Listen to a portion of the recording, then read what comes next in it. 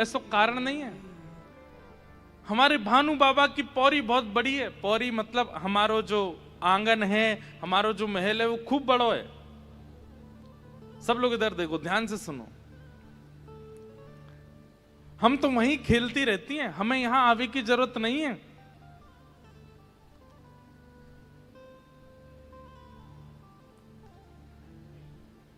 ठाकुर जी बोले आप तो ऐसे कह रही हो जैसे यहां आके आपकी गरिमा कम है गई हो।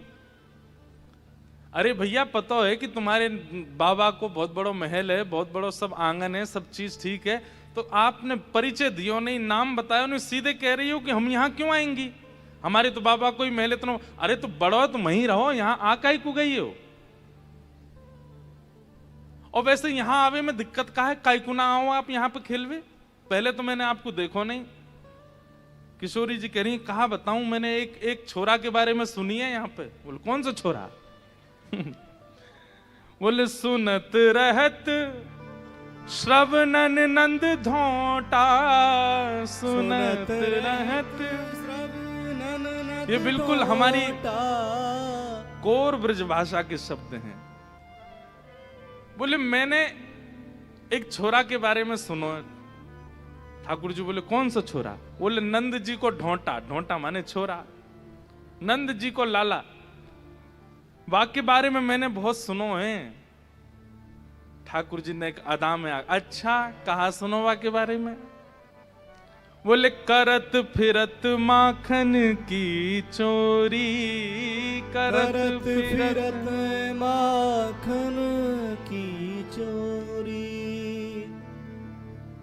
बोले हम तो वही के डर के मारे नाम है। अब भैया बड़े कुल खानदान की छोरी हैं, ऐसे महंगे महंगे आभूषण हैं, ऐसे महंगे महंगे कड़ूला हैं, चलो ठीक है माखन की चोरी करे, लेकिन चोर को तो नियत बिगड़ जाए ना, पहले छोटी चोरी करे फिर बड़ी करे फिर बड़ी करे।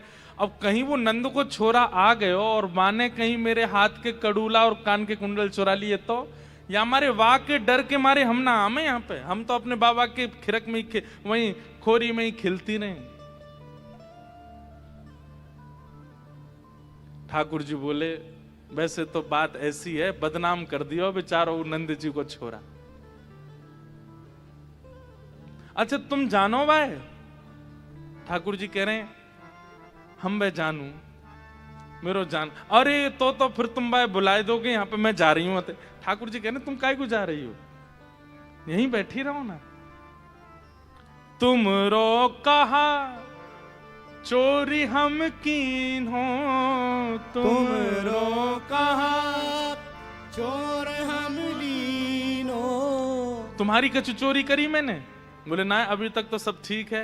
बोले तो फिर आगे भी ठीक रहेगा, काय को ऐसे पर। मतलब ठाकुर जी नहीं कह रहे नंद जी को लाला मैं ही हूं, बताया नहीं है अभी तक। बोले तुम्हारा कुछ चुराया मैंने। बोलना बातें डरो तो डरती रहो, मेरे संग तो खेल लो। खेलन चलो संग मेल जोड़ी, खेलन चलो संग मेल जोड़ी। अरे वाह नंद के लाला मैं तुम्हारी रक्षा कर लूंगा, तुम मेरे संग चल दो। किशोरी जी बोली सच में तुम रक्षा करोगे मेरी। बोले हाँ करूंगा। किशोरी जी चल गई। सूरदास जी कह रहे हैं बोले ऐसी चिकनी चुपड़ी बात करी है कि किशोरी जी वही में भेल गई हैं। सूरदास प्रभु रसिक शिरोमणि, सूरदास प्रभु रसिक शिरोमणि। बातन भुरई राधिका गोरी, बातन भुरई राधिका। बोली भारी हमारी किशोरी जी को अपनी बातन में फंसाए लियो। चलो।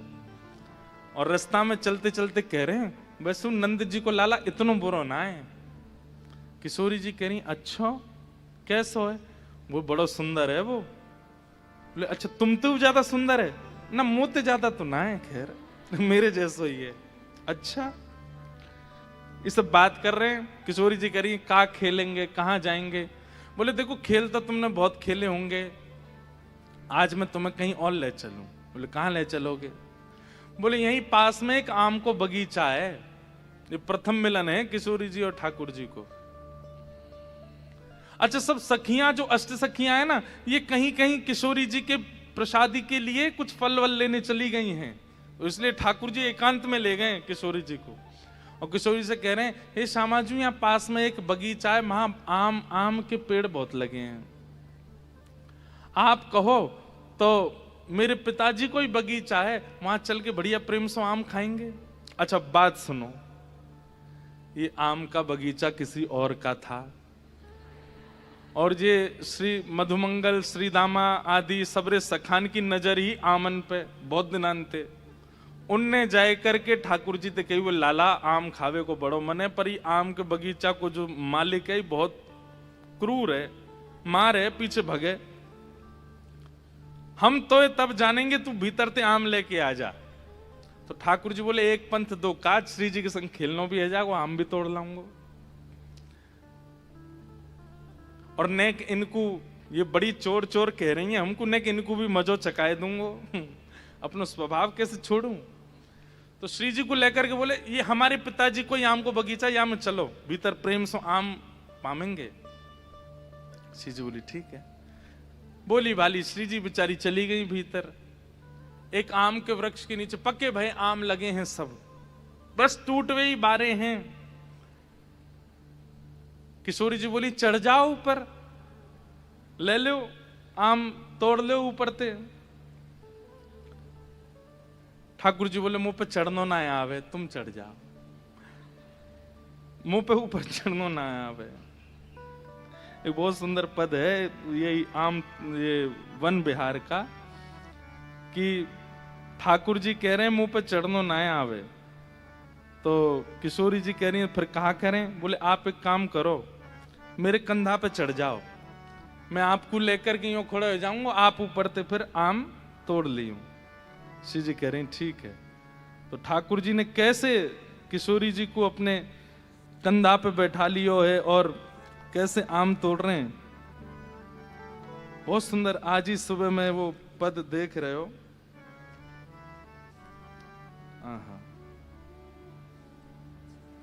और जब पद मिल जावे तब तो मैं बना ना पाऊं वापस, बाद में याद आवे कि यहाँ बोल दें। थोड़ी देर रुकी हुए हैं, अभी ढूंढूं।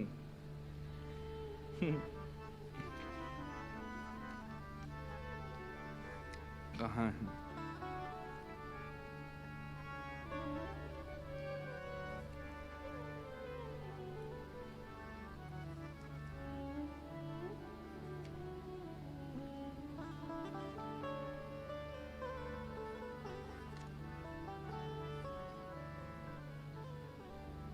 अब मिलेगा ही नहीं, चलो नहीं मिलेगा तो फिर कल सुना देंगे। लगाए तो हो मैंने।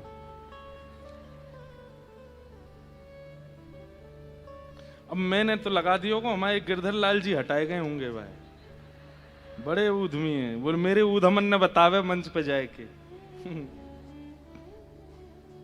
पर मैं हूं मानूंगा ना, बता के रहूंगा। बड़ा ऊधम करें लाल जी।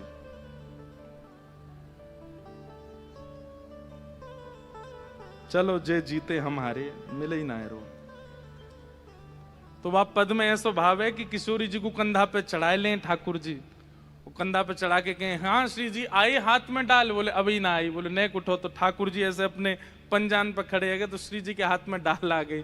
जैसे ही डाल आई तो श्री जी ने डाल पकड़ ली। ठाकुर जी के मन में कौतुक आया, जे बढ़िया है। जैसे ही श्री जी ने डाल पकड़ी, सोई ठाकुर जी ने पांव हटाई दिए, खुद भाज गए, श्री जी लटक गए वही सो। ऐसा सुंदर पद है, लेकिन लीला ऐसी नहीं। लीला में कहावे वो सुनो। ठाकुर जी बोले मैं ऊपर ना चढ़ पाए रो, आप चढ़ जाओ। किशोरी जी बोली बड़े सीधे हो, बड़े भोरे हो तुम तो। ठाकुर जी नेक नेक शर्माए रहे, बोले कहाँ बताऊं, ऐसा ही हूं मैं तो, मैया ने सिखाया ही नहीं कभी ऊपर चढ़ना। बोले अच्छा चलो ठीक है, तुम नीचे एक काम करो, ऐसी पीताम्बरी कर लो, मैं ऊपर ते आम फेंकती रहूंगी नीचे। ठीक है। जय अब ठाकुर जी जानते हैं कि ऊपर चढ़े नहीं कि बगीचा को मालिक देख लेगो, और कहीं मोए देख लियो तो पीछे पीछे नंद भवन तक आ जाएगो। श्री जी चढ़ा देंगे ऊपर। श्री जी चढ़ गई ऊपर। अब चढ़ कर के ऊपर ते आम तोड़े, ठाकुर जी नीचे पीताम्बरी लेके जा, हाँ श्री जी यहाँ घेरो, ऊपर ते आम गिर, तो खूब सारे आम है गए। ठाकुर जी गिनती कर रहे हैं, सबरे सखान के बट में आ जाएंगे, इतने तो है जाएं। 2-4 ने और गिरो, माते 4 ने गिर दो। श्री जी कह रही हम 2 ही तो हैं, इतने आम को, अरे बढ़िया प्रेम ते आमरस बनवाऊंगा आपके काज, फिर लेके आऊंगा, नहीं दे दो ज्यादा से। जैसे ही ठाकुर जी ने देखी कोटा पूरा है गयो, सब सखान को भी है गयो, मेरो भी है गयो, तो 2 आम तो वहीं धर दिए नीचे। बोले श्री जी बाद में उतरेंगी, जी लेके भाजेंगे, मैं भागू यहाँ से। ठाकुर जी बोले आप नीचे उतर आई हो, मैंने किनको जमुना जी में धोके लाऊं। ठाकुर जी, श्री जी बोली मैं हूं चल नहीं हूं, ना ना आप रुको मैं आऊं। और लेके ठाकुर जी पीताम्बरी बांध के, और सुनो, बोले कहा उन नंद जी को ढोंटा मैं ही हूं, उन नंद जी को लाला मैं ही हूं।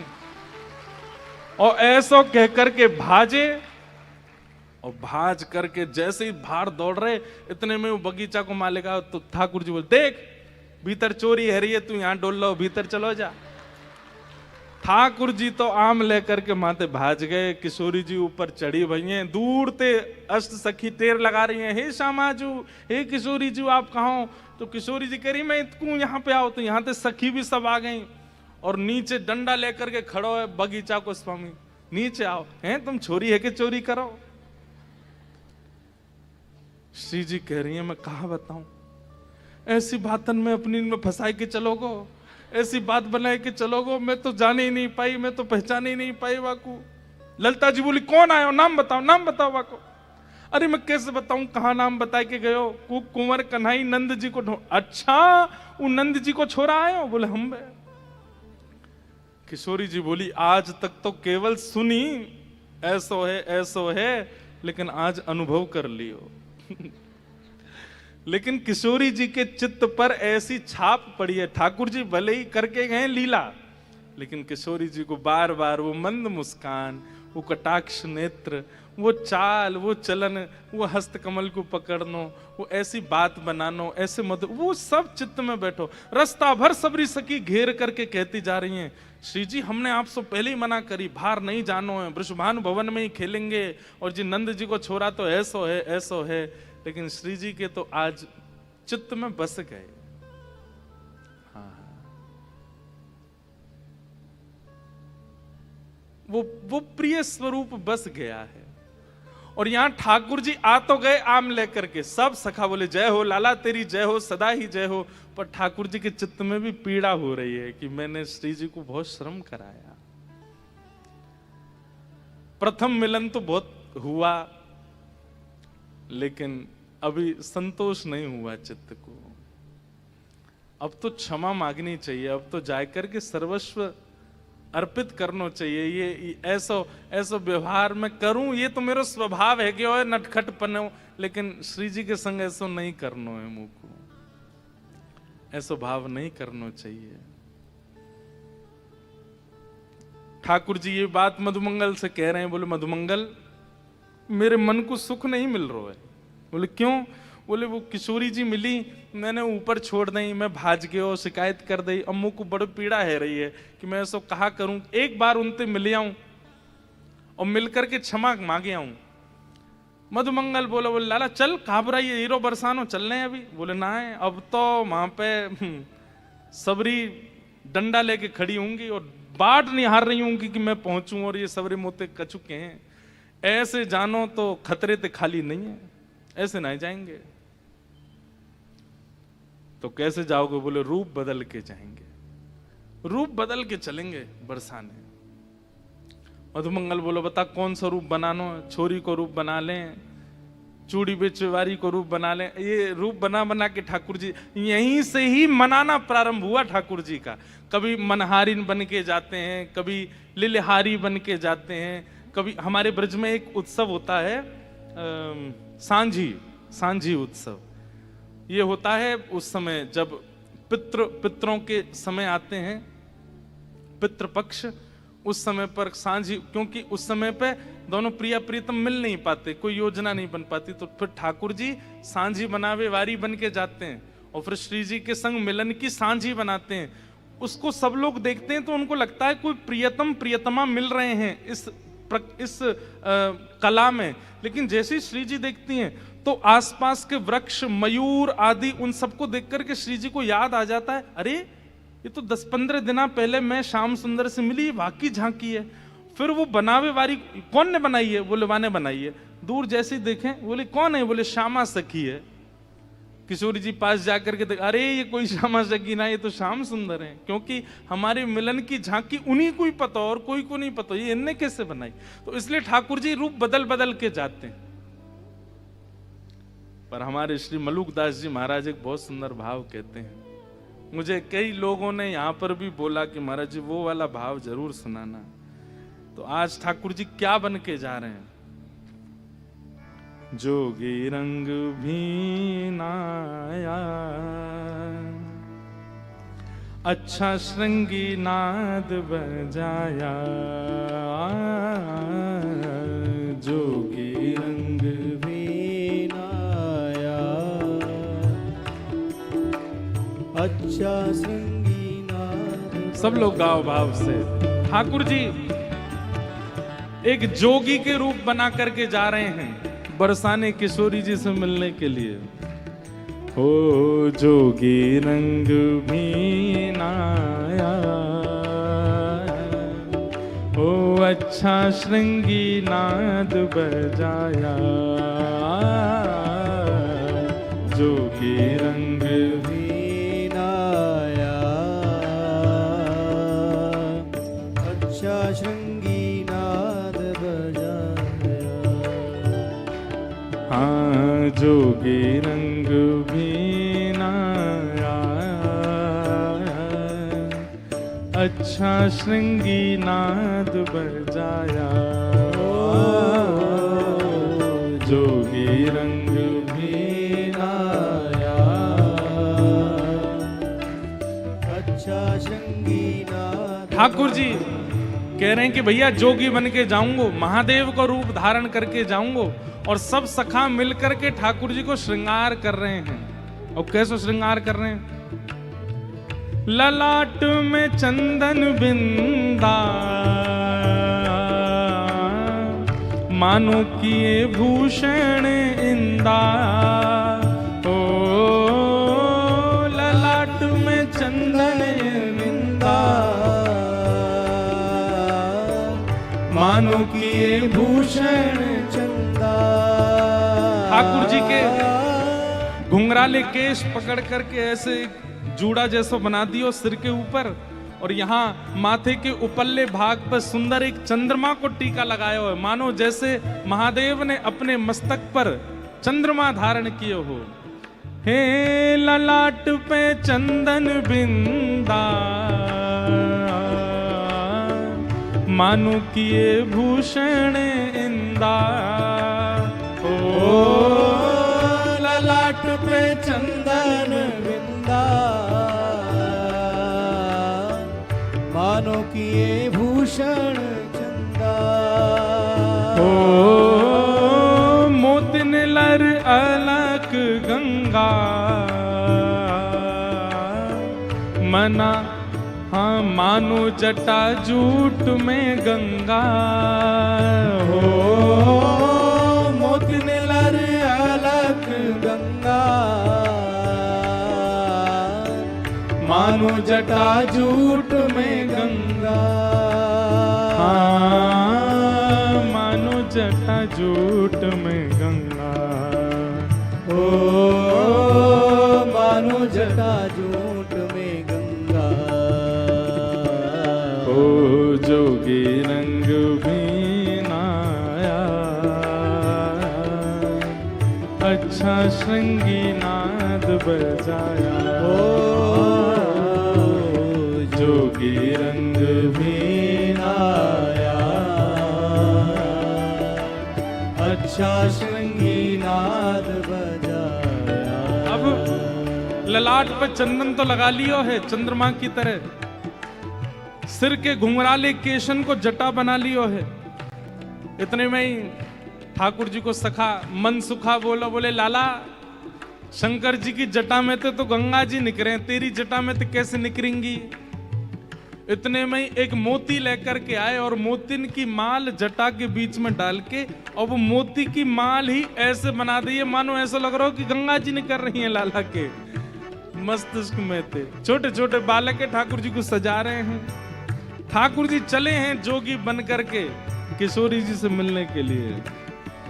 हे कुंडल की चमक गहरी,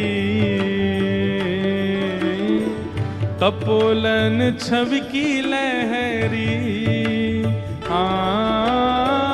कुंडल की चमक गहरी, कपोलन छवि की लहरी, अंग अंग भूषण बाजे, मानो सुर डमरू बाजे। अंग अंग भूषण बाजे, मानो सुर डमरू बाजे। मानो सुर डमरू बाजे, हो मानो सुर डमरू बाजे। हो जोगी रंग बीनाया, अच्छा श्रृंगी नाद बजाया, जोगी रंग बीनाया, अच्छा श्रृंगी नाद अब बजाया। ठाकुर जी के श्रृंगार में मधुमंगल बोले, लाला शंकर जी तो कानन में बिच्छू टांगे, तू टांगे को? ठाकुर जी बोले, दारी के तेरे कान में न टांग दूं, बिच्छू टांगे को? तो बोले कहा, बोले सुंदर कपोलन पे मैया के कुंडल ले आओ, पहना दो। सुंदर कुंडल पहन लिए हैं, लेकिन सब बोले लाला देख ऐसे तो पता चढ़ जाएगी गोपीन को कि तू कौन है, बिल्कुल बदल के जा अपने। बोले कानन में कुंडल ऐसे रहने दो, बाकी सब बदल दो। और कहा लगायो है? बोले अंग अंग में ऐसे भूषण पहने हैं कि जब ठाकुर जी चलते हैं तो ऐसा लगता मानो डमरू बज रहे हों। अब श्याम वर्ण कांति जो ठाकुर जी की है, ये कैसे छुपाई जाए? मलुकदास जी महाराज कह रहे हैं, मलिया गिरी भस्म ब्राजे, मलिया गिरी भस्म ब्राजे, मानो अंग चंदन साजे। हो मलिया गिरी भस्म ब्राजे, मानो अंग चंदन साजे। हमारे 5-6 वर्ष पहले एक बार कथा हुई थी, तो पूज्य श्री मलुक पीठ वाले महाराज जी और हम संग में ही थे। तो रात में 1 बजे महाराज जी ने ये पद सुनाया और लिखवाया। तो हमने कही महाराज जी मलियागिरी चंदन होता है, भस्म कैसे हो गई? मलियागिरी भस्म बाजे। तो महाराज जी ने इतना सुंदर भाव बताया। महाराज जी बोले लगाई तो चंदन ही है अंग पे, लेकिन किशोरी जी से मिलने की चित्त में ऐसी वेदना हो रही है, ऐसी अग्नि जल रही है कि उस हृदय में मिलन की वेदना की अग्नि से जो चंदन है वो जल के भस्म बन गया है। किशोरी जी से मिलने की जो वेदना है उसने भस्म बना दिया। मलियागिरी भस्म ब्राजे, मानो अंग चंदन साजे। ओ मलियागिरी भस्म ब्राजे, मानो अंग चंदन साजे। मानो संग संदन साजे। ओ मानो अंग चंदन साजे।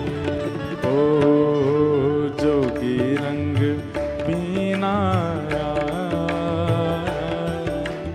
अच्छा श्रृंगी नाद बजाया। जोगी रंग पीनाया, अच्छा श्रृंगी नाद बजाया। जोगी रंग पीनाया, हर्षा श्रृंगी नाद बजाया। जोगी रंग भेदाया। बोलो जोगी स्वरूप श्री बाल कृष्ण लाल की।